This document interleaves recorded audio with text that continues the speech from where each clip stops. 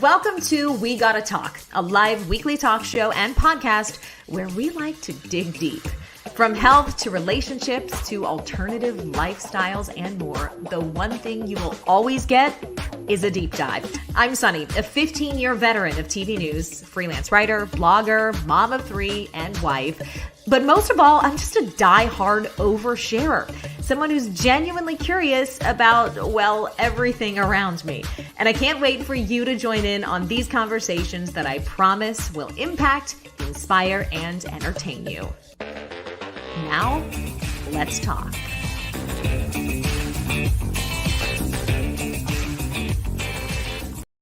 Hey everybody, welcome to We Gotta Talk with Sunny. I am Sunny and I'm so glad you're here for today's episode, which is all about knowing your worth. So this week on the blog, on social, and here on the show, we've been talking about various ways to own our worthiness, own our value, whether it's in relationships, in the workplace. And today's guest, Joanna Lovering, who is the founder of Copper and Rise, which is a consultancy / styling / business coaching agency. We are going to learn all about owning our presence and knowing our value in the workplace.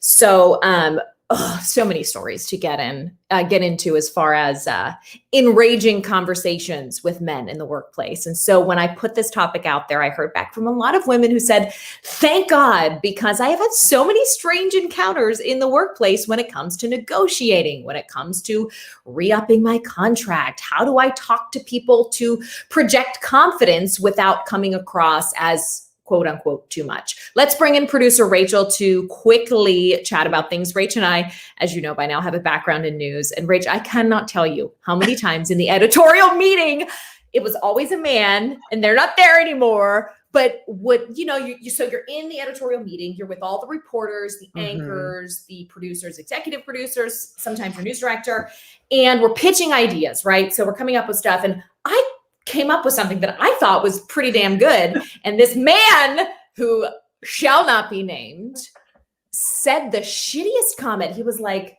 I think it was like, well, that'd be great if we didn't do it yesterday already. Like, where did you even get that story from anyway? Or like something. And I was like, first of all, I'm a 28-year-old woman. Do not talk down to me like I'm an 8-year-old girl. And I experienced a level of frustration so deep, Rach, my face went red. My pits just started pouring sweat. And I was like, say something back. And I couldn't because I was petrified to look like the person that was out of control in the workplace. I know you've had those moments as well. Oh my God, yes. Right, because the woman is labeled as like the crazy bitch if we go at all to voice our opinion. Even if we do it in a really calm manner, it's still utterly shocking to people. And I just gave up at the end in that meeting because it was so pointless. I would just be like, I could pitch anything that was brilliant and then they would completely ignore it. And then 2 hours later, they would be like, how about we do this? And I'm like, that's what I said 2 hours ago, you dumb nut. We could have done this 2 hours ago and saved me 8 more hours of work trying to fix this freaking rundown. But yeah, trying to catch up, right? With what you already pitched. It's really frustrating. And I do think that we think we are so ahead of where we actually are when it comes to matters of women in professional settings, right? I do think on the surface, we've come far. We've been granted new roles and have broken through several glass ceilings, not all of them. But when you're in the trenches and you're working, and I hate to make this a gender discussion, but it is what it is. And if you have a vagina or if you identify as a woman, you know what I'm talking about. There is an element of unspoken kind of condescension that exists. In the higher you get in your position or in the ranks of management, I do think the more you tend to see this. So every time I see a woman in a position of power, even if she's not doing things the way I would do them, or, I'm not a personal fan of hers. I always give her a pat on the back because getting to that spot, being a female, is just a little bit harder. And, Oh yeah. So like anyway. the Lean In book, right? Like take the seat at the table. Don't sit in the back, Right. There's small things we can all do. And what's interesting is like, I actually had this conversation about being a woman in broadcasting and in my sports and in the hockey content I do. And the first question was, how do you deal with, being a woman in this industry, or like, what are the challenges? And I was like, I actually don't. You're like, how long do you have? Well, I don't lead with that. Like, I don't think of myself as a woman. I'm just Rachel doing what I love to do, and I'm going to get it done no matter what. Like, I don't care. I don't subscribe to this, like, I have to be a certain thing, or I have all these hurdles I have to jump over. I have hurdles just period, because I'm a person trying to grow in what I'm trying to do. So I really don't look at it as like I'm a woman, which might be right or wrong. I'm sure Joanna has some thoughts on this, our guest, of like how we could probably utilize some of it as an asset. But I just sort of like plow in and do whatever I want anyway, which is what I did when we worked in news anyway. It's a beautiful trait of you, Rach. You are the beautiful bulldozer. You just you get in and you get it done. I love that. Meanwhile, I'm like, my feelings are hurt. Let's talk about this.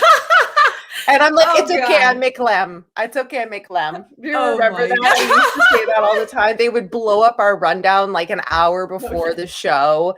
And I would just be like, you know what? It's okay. I make lamb. I make lamb. Oh my God, Rachel. Like I'm PTSD sweating all over the place right now. Pits are dripping thinking about it. Oh, you're sweating and my anger is rising. I can just remember. Wait, and I would look over. We're going to get to Joanna in like 2 seconds, but I would look over at Rachel. So a newsroom, we don't have doors, right? We sit in a room with walls that are this high, cubicle walls that are this high between us. So you're fully in view of everybody all the time.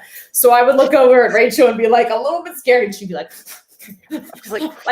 fast typing on her computer, and I'm like, nobody talked to Rachel for the next 2 hours. I would get so mad. I definitely was at my low point with like presence. Let's be honest here. At that point, at the end of the career, I was so over it. I was like, I just want to get this done. Don't change my rundown. I would talk back to our boss and be like, no.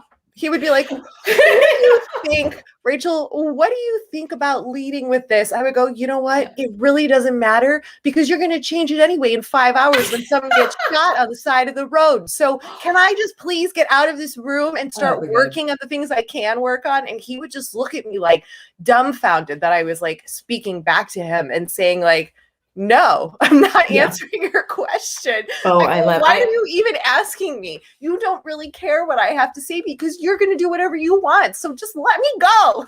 Let me live. Oh my God, so much. Okay, let's get Joanna. We're coming back on the back end too. We're going to do a little catch up. So if you are here for updates on things that have been happening and you listen to last week's solo episode, stick around to the end of this. Let's bring on Joanna Lovering, founder of Copper and Rise, presence coach, and all around badass chick. Joanna, thank you. Oh, I'm so happy to be here. And can I just say, I was listening to that whole thing with you and producer Rachel, and I'm like, get me in there. Oh my God. I have so many stories. Like, get me in there. Damn it. Oh my God.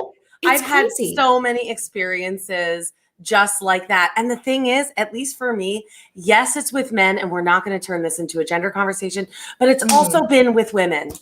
Really? Okay, good. I'm glad you said that, because I felt the critiques coming in like, don't make this. I love men. Listen, men are the greatest. I feel like the benefits we bring, they're the greatest in many ways. Men are fine. They're fun. You know what? And thank God for men in a professional environment, because women tend to bring certain emotional characteristics to the table. But it inevitably goes to the gender discussion when we talk about presence and knowing our worth, because I do think a lot of women in particular have had past experiences where the person in charge happens to be a male. But this, like you said, that was a point very well taken, Joanna. This is not an entirely gendered conversation. It's not, but here's the thing, though. The truth is that there's a lot of science behind the fact that there are things that happen that are more negative to those who identify as female than male. Women, honestly, it's the truth. Women are more interrupted more often, and it's even worse now on Zoom, and we can talk about that. Women get passed over for promotions more often. There's still pay parity. So like, even though we're not going to make this a gender discussion, I know, the science and the background still tells us that there are a lot of gender differences. There are, and and oh gosh, we need to do this as a separate topic. There is so much beauty to embrace in the difference between the genders. Yes, And of course. right? Like we love that. We love a good like masculine energy, female energy interaction moment. Well, But we'll go ahead. See, I'm like, get me in there, coach. I'm sorry. Oh my gosh, we just got this comment from Joanna, you're going to die. Yeah. The person's name is Women's Rights Was a Mistake. Patriarchy built the West. We men invent everything except other humans. We men impregnate women. Not all the time. We men fight wars. I can't sweat. Wait, is that real or is that a joke? I don't know. It just popped up when I... This is the beauty of doing a live show. I shouldn't have read that out loud, but this is what we deal with. When you think we've come this far. Well, that's on the extreme. Let's be honest. That's on the extreme. Yeah. And I do think things are getting better. I know things are getting better because we're able to have conversations just like this on your amazing live show. But it's happening across the board, especially in the last, I would say, year and a half. Diversity, equity, and inclusion departments at companies are getting more and more robust. And that includes, yes, ethnic diversity, diversity of thought, lifestyle, et cetera, and gender, of course.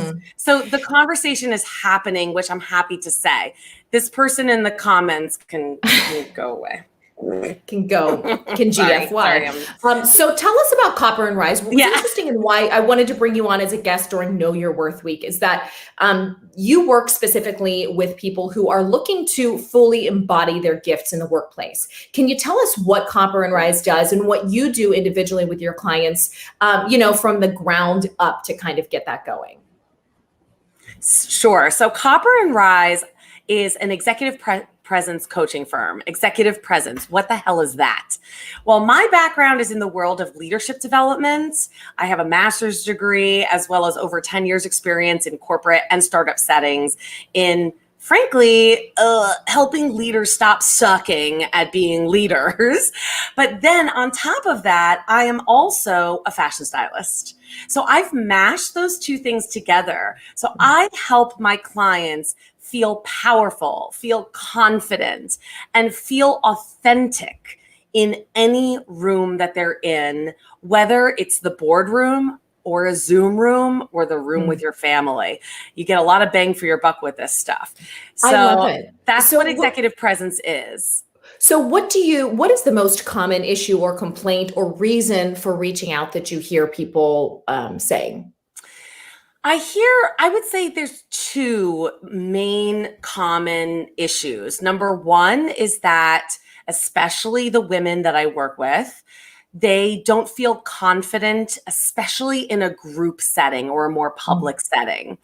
So they don't feel like they're getting their words out. They can't get a word in edgewise, and they just aren't showing their leadership potential outwardly.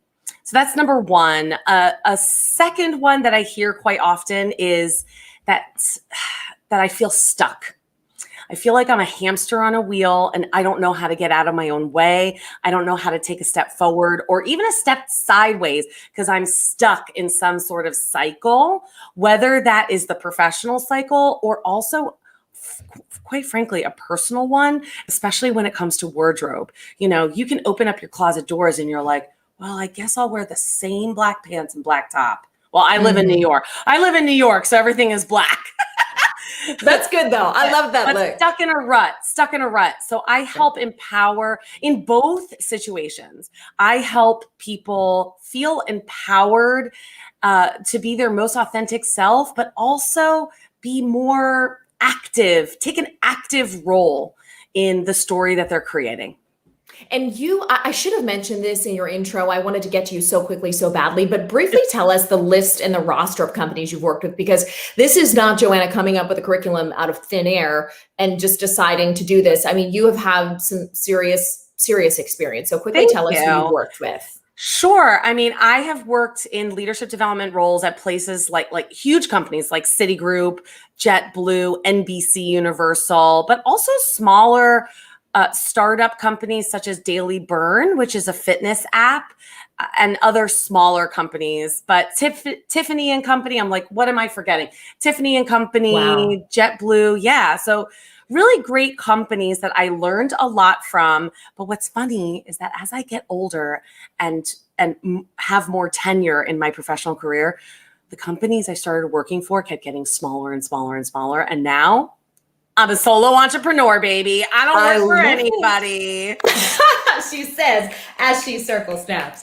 I watched your pivot because a little backstory, and we can talk about this later, but Joanna and I went to Carnegie Mellon University together. So we have known each other personally for quite some time, but I watched you transition from going from just the styling, which I think is worthy and interesting in its own way, to integrating the executive coaching and the presence work, which I thought, oh my God, this is brilliant. Why hasn't someone thought of marrying these two concepts before? Why are those two things so intrinsically linked? How we present ourselves, let's just say in a professional setting, and how we end up feeling and performing outwardly.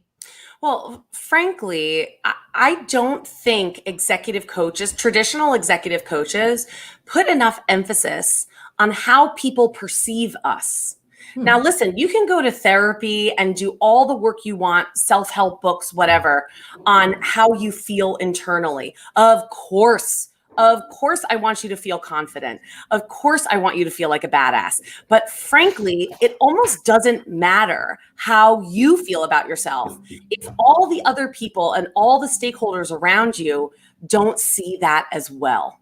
So I think executive presence is the perfect combination of, yes, your leadership skills, but it's also an awareness of how you're presenting yourself to the world, how you're coming off to other people, because we have to think about both dimensions.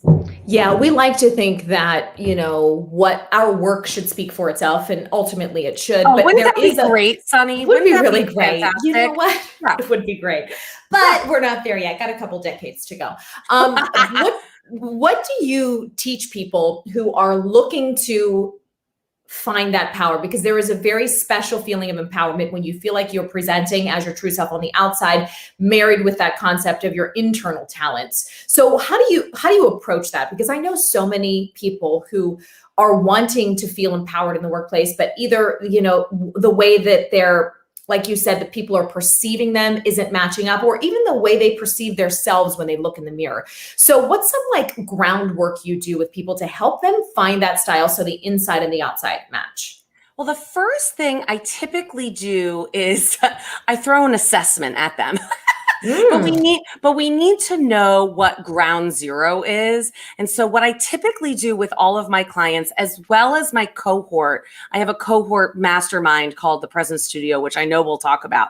But we start with the groundwork, which is, what's your communication style? I want to know what your default way of interacting with other people might be. And it doesn't mean that it can't flex. And as a matter of fact, it needs to flex according to your audience. But we will start with an awareness of what your default communication style is. And then we go from there. I teach everything from, oh my gosh, how to deal with conflict and constructive conversations, to how to put together outfits. How to develop put together outfits so people perceive you as being a put together person. Yeah. So what are there basics that sort of span for everybody? Tell us some quick basics that can help us get dressed quicker and feel good. Oh, well, the basics are, and I have to say that the basics, especially for dressing, and I'm going to talk about those who identify as female, because I mostly work with females. So the basics are this: there's 3 rules. And if you remember anything from this episode of We Gotta Talk, it's this. Remember this: The line, the V, and the rule of three. Sunny, say it with me. The line, The the line, V, the V, and the V, rule and of the rule of three. three. Yes, thank you, thank you. You will have me on your shoulder like little angel or devil, Joanna. The line, the V, and the rule of three. So in order for other people to perceive you as put together in terms of the way you look, which P.S. by the way you look is 55% of how people perceive you immediately. Not the way you move. Yeah. Not the way you move, not the way you sound, the way you look, which, well, we can talk about that, but I kind of hate that, but that's just the way of the world, right? So 55% of how people perceive you is the way you look. We need the line, the V, and the rule of three. What the hell am I talking about? The line is we need to emphasize the smallest part of our waist, which is our natural waist. If you go side to side, it's where that crease is in your torso, right? So we need to do a little tuck. We need a belt. We need a seam, something. The V is a V from either end of your neck pointing down. So that can be either with a pendant necklace, a V-neck, or even a blazer. Oh, I love a blazer. My collection of blazers just, mwah. Yes. I mean, it's the one good thing that I kept from my career. Yes. Agree. You can never throw them away. Yeah, exactly. And this makes the viewer's eye go all the way down. And then the rule of three. So this is one that I made up. This is where honestly the science becomes the art. But the rule of three is this. In order to look put together, you need to have 3 significant items on your body, not including shoes. Okay, so we're talking accessories, things that are going on top of the clothing. So we need a top, a bottom, and something else. A watch is typically not significant enough. So I want something like a statement glasses. I want something like a pendant necklace, a statement, or a scarf, something like that. Oh, that's interesting. Does this apply just out of curiosity too for like casual dressing, or is this when we're going into like have a moment in a boardroom? Well, this applies for all outfits, but you're the one who gets the choice. You're the one who gets to set the intention for the day. So if you say, you know what, I want to feel like a superhero today, then you're going to put on the line, the V, and the rule of three, probably with something more structured, like a blazer, maybe something that like makes you feel sleek. Okay, cool. Then the next day, maybe your intention is, I want to feel cozy. Well, then you know what? Just feel cozy and put on your lounge pants and put on a cozy sweater and call it a day. You're the one who gets to choose. It's just that you need to know what your choices are. That's interesting. Yeah. And you know, we've done episodes on styling. When I had you on the show last, we focused mainly on style. And I think the barrier to entry for a lot of people, and again, speaking for women or people who identify as women, I think the choices are so vast. It's scary to take a chance on a silhouette you're not used to, or go to a section of the store you haven't. So we're just so scared to dive into new things, which is why I at least end up in a rut. So this is working with a professional has helped me. Like, you know, like someone being like, no, just trust me, just try it. And the way that I start with my styling clients, because as you mentioned, Copper and Rise started as a style coaching firm, and then I pivoted during the pandemic because who the hell's getting dressed? Like I'm barely getting dressed. So I expanded my business to more executive presence, but I still have a lot of clients who really just hire me for styling. And the first thing we always do is we get our asses on Pinterest or on Instagram, and I want to know what inspires you. And it can be a mishmash of all kinds of inspirational photos from cities to rooms in a house to, yes, people's outfits. And I will find common threads. Like, looks like you like green. And then she'll be like, huh, I didn't know I liked green. Except for these 50 green shirt pictures. Yeah, that's interesting. Yeah, there's a lot to tell. Pinterest boards. They are so helpful. And the point is, in order for you to not feel overwhelmed, because yes, there's a lot of choice, especially when you're shopping online, right? There's so much choice. So do yourself a favor and intentionally build a Pinterest board that will at least narrow the choices a little bit. For instance, on the Pinterest board, I know that I hate bell sleeves, big sleeves that Right. come to a bell here. So you just know that entire part of the Nordstrom website is out for you or whatever. So the Pinterest board really helps to guide you. I love that. Let's talk about presence. Like I said, I get by the way, your newsletters are fantastic. So anybody who's looking for just great reading. I'm such a word nerd. I just subject lines on emails. I'm like, ooh, I need to open this. So you have mastered that, my friend. Oh, thank you. But getting the update over the past year about your transitioning into incorporating presence coaching just felt like such a natural fit. As we delve into this part of it, I want you to define what you think, I should say, executive presence is. And is this a term that can apply to people at any level in their company? Yes, absolutely. It applies to men, women, at every gender and any level. And I define executive presence as three things. I say it has three pillars. It's how you speak, how you act, and how you look. So it's communication, how you speak, how you act is any way you interact with other people, and how you look is appearance. Mm-hmm. That's what executive presence is. And I touch upon each of those three pillars with all of my clients and in my mastermind. So when you're working one-on-one with clients, what are they telling you as they're coming to you and they're wanting to focus more specifically on this executive presence? Is it a desire to move ahead in the company, to feel more heard in a meeting room? What does it look like when they come to work with you? Well, typically people hire me or they join my mastermind when they're in some sort of crux or there's some sort of thing that they want to get, right? Mm-hmm. So that's typically a promotion or they're interviewing at other companies. But it's typically when people just aren't feeling like they have the fire or the oomph within them and they need to learn how to add a little kindling and add a little lighter fluid to the fire. Mm-hmm. So that's why people typically come to me. Yeah.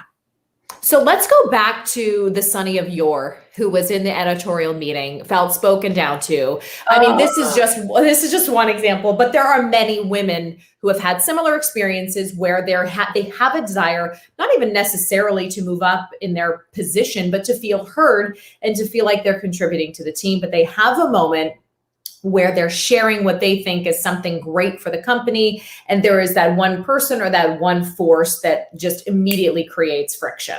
Give me the 101. Give me the advice on what to do for that person. Oh my gosh. I just want you to know, Sunny, when you told that story, I have so been there. I have so been, and producer Rachel, I know you're listening. I have so been in that position where I have this brilliant effing idea. They just continue talking. And then 5 minutes later, a man says the same exact idea. And you're sitting here and you're like, wait, is there an echo?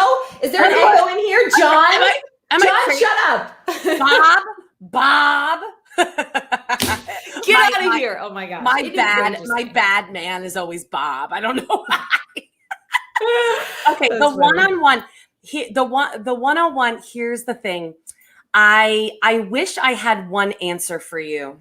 I wish I did. But fact of the matter is that when it comes to psychology, you know this, Sunny, it's always maybe this, maybe that. So I'm going to give you a few pieces of advice, and then you're the one who gets to choose which one according to the players at play. I don't know these players. All right. Right. Number one is at another time, we got to take this person aside, AKA become their best friend, take them to lunch, take them to coffee, and explain to them what happened in that meeting. And I have a funny feeling that the vast majority of people did not intend to make you feel that way. Mm-hmm. The vast majority of people are not a-holes. So they just sure. Joanna, have you worked in news before? I don't know about that. No, that's true. I have not worked in news. When I worked at NBC, but yeah, no, they're good. Most are good people. I would say in general, they don't want you to feel that way. They just have a ridiculous lack of awareness. So making that person your best friend, and I tell you, if you add a little vulnerability into that conversation, you know, my girl Brene Brown, she always says that vulnerability is the essence of authentic human connection. So if you add a little bit of vulnerability, saying, you know, I got a little upset in there, I gotta tell you, and I don't think you intended it, but this is how I felt. Someone will connect with you on that, unless they're a complete jerk face. Okay. Now that's one scenario. That's if you think this person would be open to a conversation. Now, I was in a situation years ago where I was in a room of 20 executives at my company, all men. I'm the only woman in the room. And the head of engineering interrupts me. And I just let it go. Oh, yeah. But you can tell. Now, see, you know I'm Italian and I'm a redhead. Yes. Okay? My paisan. I know, All but right. don't interrupt an Italian woman. Yeah. You got a dish towel across the face. So I am presenting. I have slides and everything. I am standing in front of the room, and this guy interrupts me, and I let it go. He interrupts me again. I let it go again, but I can tell I'm getting flushed. As to quote you, Sunny, my pits are starting to really go for it. They're firing up. They are firing up. And then he interrupts me a third time and I explode. And I say, oh, I literally yell. I'm like, oh, are you going to interrupt me again? Oh my God. So that was not the way to do it. It truly wasn't. What did he say though? Just quickly. How did he respond? Oh, what did he say? He said nothing. He sat there in silence. Well, like you said, he probably didn't realize what he was or how he was being perceived by you. Maybe. I don't know this guy. The startling lack of awareness, I think, is important to keep in mind. That some people just don't know what they sound like when they talk. Right. And so in those situations, and one similar to what you had going on in that news meeting, is something that I like to call interruption armor. I absolutely want every single person listening to this episode to have a 3 to 4 word phrase that you can just think of it in a heartbeat. When your blood starts to boil, when the emotions start to bubble up, you have your interruption armor, something like, if I may, or, oh, let me just finish, or I'm speaking. Do you remember the VP debate, right? The VP debate with then candidate Harris and Mike Pence. And she just kept saying, it was egregious interruptions, but it was just, she kept her composure and she kept saying the same interruption armor the entire time. I'm speaking, Mr. Vice President, I'm speaking. So you know what? That is so powerful. The simplicity, if I might just interrupt you. No, the simplicity is beautiful because it also produces the effect of not showing up as the angry woman in the room. Well, it can be easy to lean on our emotions. Yeah. So I'm loving this. This is simple. This is memorized beforehand and it comes across just super chill. And by the way, sidestep, this is what studying and working on executive presence is like. Executive presence is not an ability, right? It's not, I have it or I don't. I'm charismatic or I'm not. I'm extroverted or I'm not. That's not what executive presence is. Executive presence is a set of skills that you need to practice, that you can put in your toolbox anytime you need them, and you bust them out whenever the time is right. And that's what I love about teaching executive presence, is that it's just it's a list of skills that anybody can take on. I love that. And it's like you said, it's for people at any level of management or any level of leadership. What is your advice? We got this question. I thought it was really interesting on Instagram. It was a woman saying she is looking to find out how to say no, essentially, without feeling like she is being judged or that she's being perceived as a woman saying no differently than a man. So what is your advice for someone who's having difficulty with that? My friend, I have been in this place so many times because while I am a very strong person, I also am a people pleaser. So it is very hard for me to say no. Here's how you can say no with poise and grace and have executive presence. Let us not forget that we need to maintain respect for ourselves as well as for other people.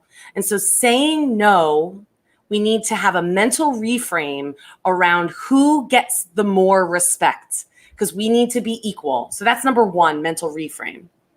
Number two is how we can say no is no and.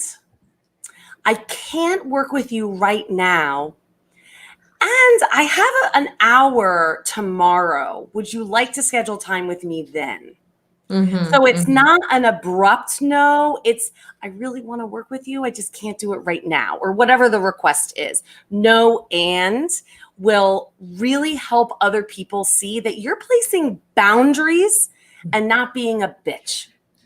You know what? But why can't we be a bitch, Joanna? I want to be a bitch sometimes. If men can be, Well, listen. and again, not to overly gender, but if there are people in the workplace, and we know many people of both genders who've gotten ahead by embodying a-hole or embodying very forward personality. You know, what if we just want to be like that? I guess not everybody's like that is the short answer. Well, not everybody's like that. Not everybody wants to be like that. I say two things. On one hand, we know that the scales are tipped against us as women.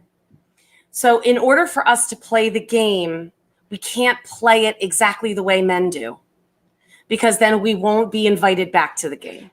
That is so true. And you know what? May I hop in? We talked about masculine energy, feminine energy, and the beauty and the drawbacks of each. And let's talk about leaning into traditionally feminine energy and some things that we can use to our benefit. I'm not talking about anything sexually, but the energy of negotiation, of collaboration, things we can lean into as a woman that might help us in the workplace that, say, a man might not embody. Sorry, there's a little bit of a skip. Can you say that one more time? How can we say that? Yes. So how can we use some of those traditionally feminine qualities, negotiation, collaboration, the things that we tend to be more known for as women, to our advantage in a workplace? Absolutely. I say this all the time. While I absolutely want my clients who identify as female to feel empowered and to feel like superheroes. And sometimes I even say, what would a man do? Okay. On the other hand, I also say there is nothing harder than walking around acting like somebody you're not. And fact of the matter is, I am female. I have curves. I have a vagina. So I can't act exactly like a man because I am not a man. So how can we use those feminine qualities to our advantage? And that's your question.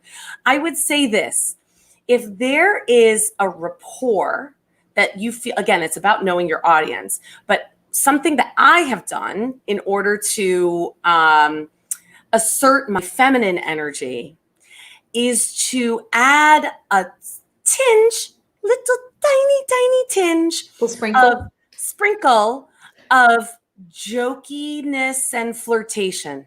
Not overly sexual, because that's completely inappropriate, but is there a way for you to build lasting relationships with the men in your office by being a little bit more light in area, not to give away your power, but there's a lightness that I think men can feel more comfortable with.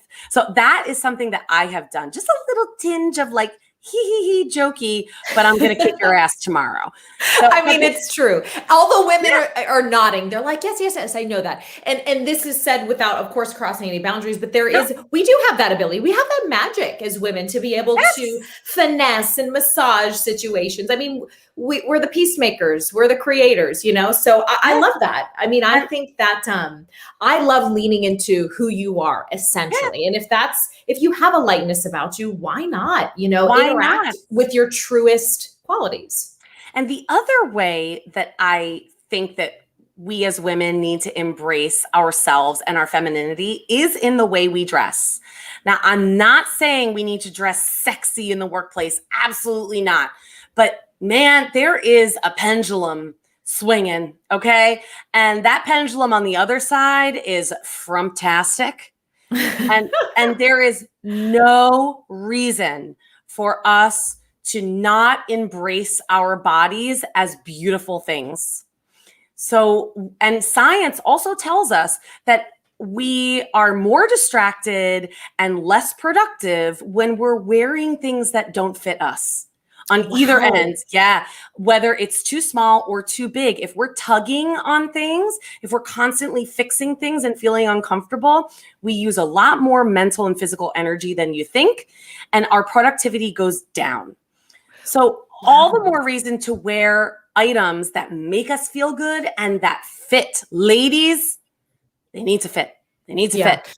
What does science say about getting dressed late for your interview? Let me show you this. And forgetting to tuck in your body. I'm over here like shoving this into my pants. I'm like, shoot, I got dressed the wrong way.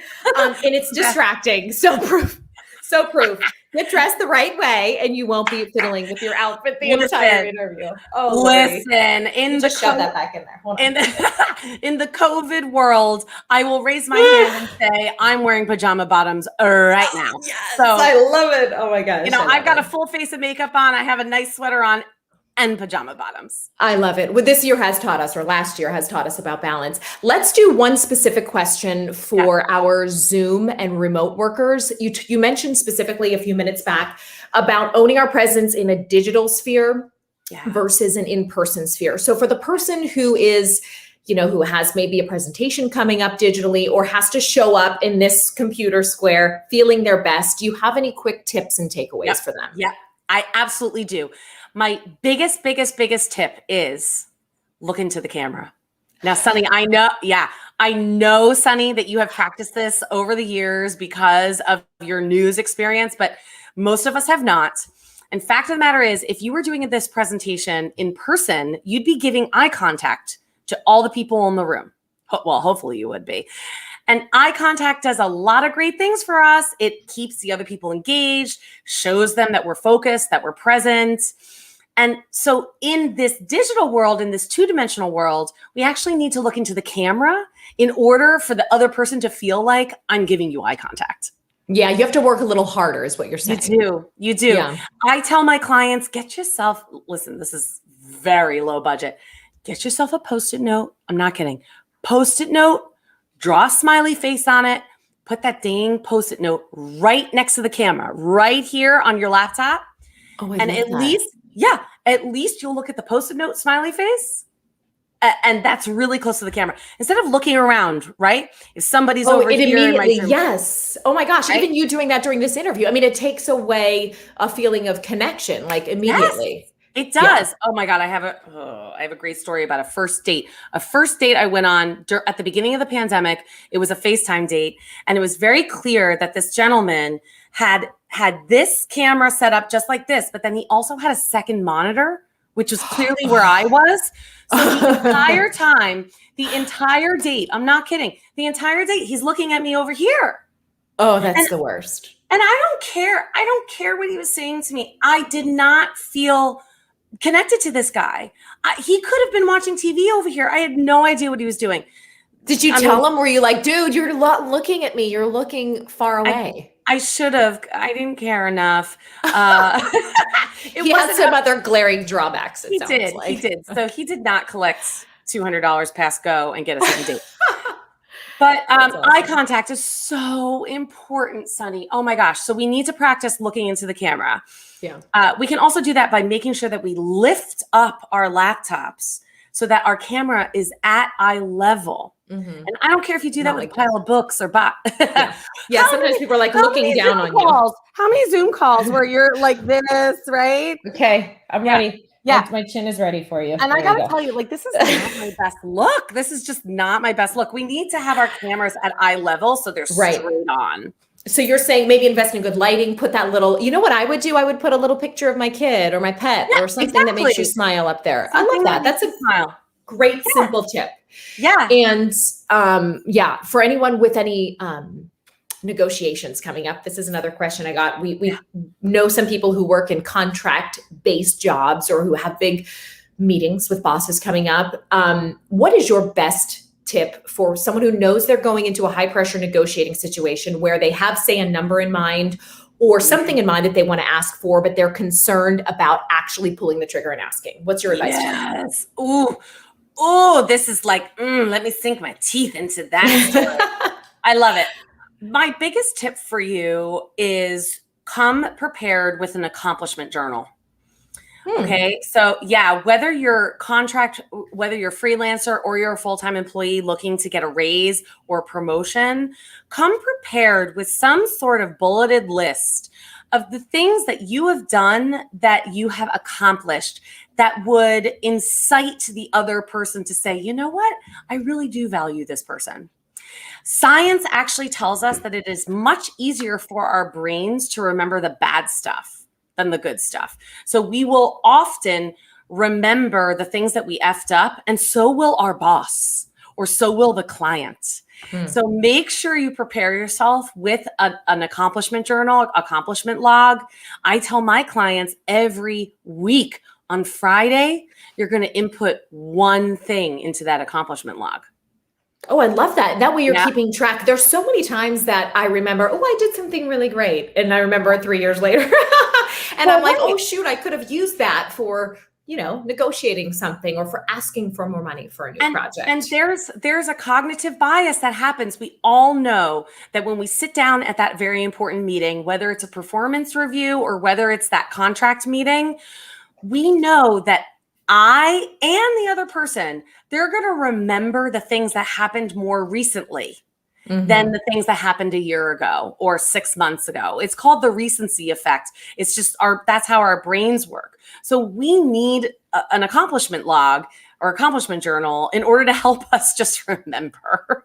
And then do you subscribe to this belief too, that you always ask for more than what you actually need or want with the expectation that it goes down when we're talking specific numbers? And if so, Yes. Is there like a formula or like, how do you know? What's the number?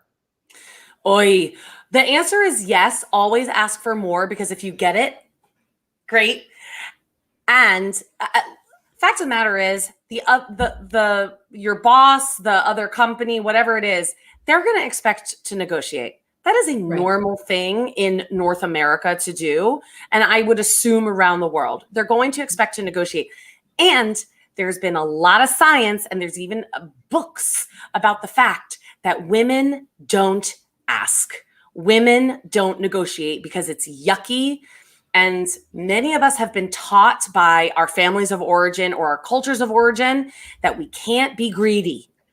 And asking for more money is greedy. Well, you know what? We got to know our worth as well. You asked me what the formula is. That's a really tough one, because you have to think back to the other raises that you've received, and you have to know the players at play. So I don't have a formula. I don't have a formula, but at least 10%, at least. Okay. Yeah. Oh gosh. Yeah. I wish I would have. Knowing that the standard increase is 2 to 3% for living expenses. So that's a given. So then we have to go above that. And I would say 10%, and then maybe they'll negotiate you down. But can I just throw this out there? There's also a difference between when you ask for money from the existing company that you're working for versus another company that you're interviewing with. Okay. You can ask for a lot more money when you're interviewing at another company because, at least in New York State, they are not allowed to ask you for pay stubs anymore. So I'm not saying that you can trick them. That is not my MO, but they, at your existing company, they have a history of your salary. Whereas at another company, they are no longer allowed to ask for a history. I love that. It's the only way that I ever made more money in TV, by the way, which is completely leaving history. I mean, like, truly sad, but true. But the companies know that as well, by the way, that if someone moves up in the ranks and they've been at a company for more than 5 years or so, they know that they're getting you on the cheap. They just are. Yeah. And that's not a gender thing. That's not a gender thing. That's just a thing. Yeah, that's just a thing. Yeah, that's just a business thing. And, you know, it's the game, right? Don't hate the player, hate the game. It's just how it works. I want to quickly, before we wrap, talk about the Present Studio, upcoming events, and how people can connect with you, and you know, any and every big thing coming up that you're doing. Awesome. Oh, and I can see producer Rachel is putting up my website. Thank you. www.copper and Rise. We can see that the Copper Present Studio is my 12-week mastermind. It's an incredible, intimate group of women where every week you get brand new content and we come together as a group to really hash out how the content is applying, how it's, you know, how we can apply it, what challenges we have. So that is actually, my next cohort is actually kicking off next Thursday. And I have one spot left. One spot left. Yes. Get on it, guys. And then, yes, thanks for bringing that up, Rachel. This Friday, I actually have a webinar at 12 p.m. called Crush Your Mid-Year Review. I know that a lot of us, especially in corporate, are dealing with the annual mid-year review or mid-year check-in right now. And so I want to help you feel really confident and prepared for that conversation. So please, that is a free workshop. Sign up. You can check that out on my website under events. And then tell me one great success story you've had recently, Joanna, from someone who's been through one of your programs. Oh, Adrienne. Oh, I always think about Adrienne. She just finished my mastermind, my Present Studio mastermind. Adrienne negotiated because of how she felt about the Present Studio and just how confident she was feeling. She wound up negotiating getting the project with the biggest account their company has ever had. It's a household name that I won't say, but a huge household name, and a $25,000 raise. Oh my gosh, that's amazing. It started at $10,000. And then once she got that account, she got another 15. So just quickly, before we let you go, what was it she said she took that from that experience? Was it a sense of confidence? Was it a plan? Was it all the above? It was definitely a sense of confidence.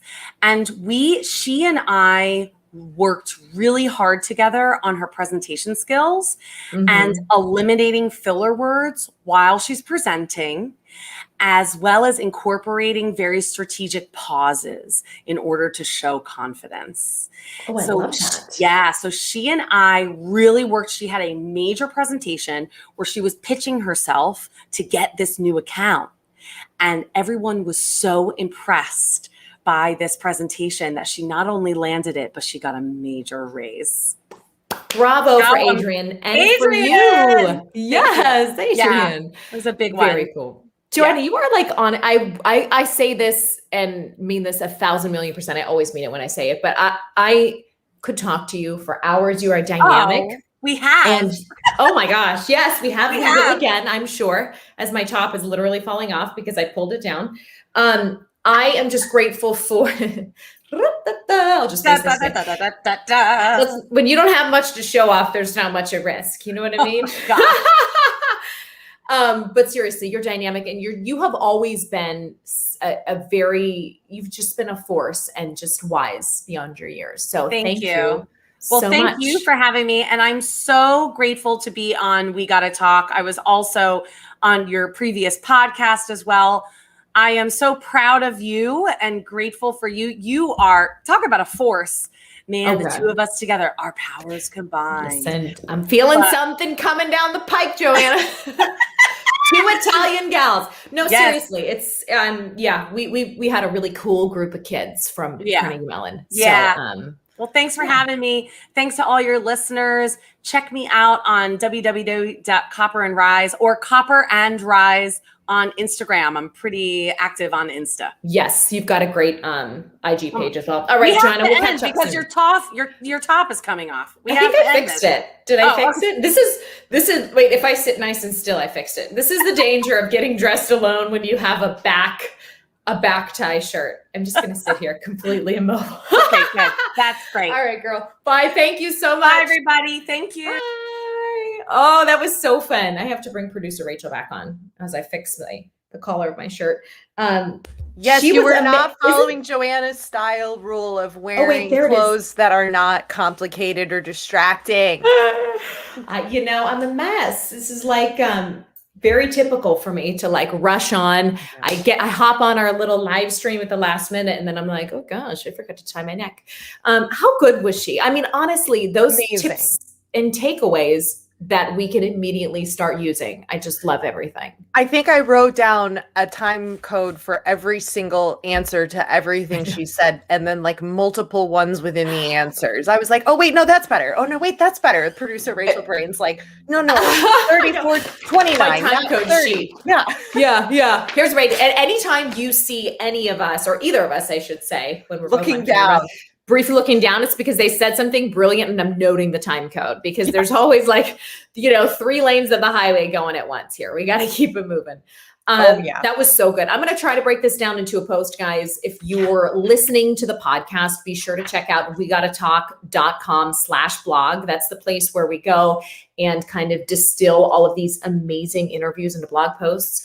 So my big takeaway is, lean into the gifts of your feminine energy. I loved that point that she gave. Yes. Yeah. And I really leaned into the like women, we have to play the game differently than men. Yeah. I can't blaze in the way I want to and just tell my boss, no.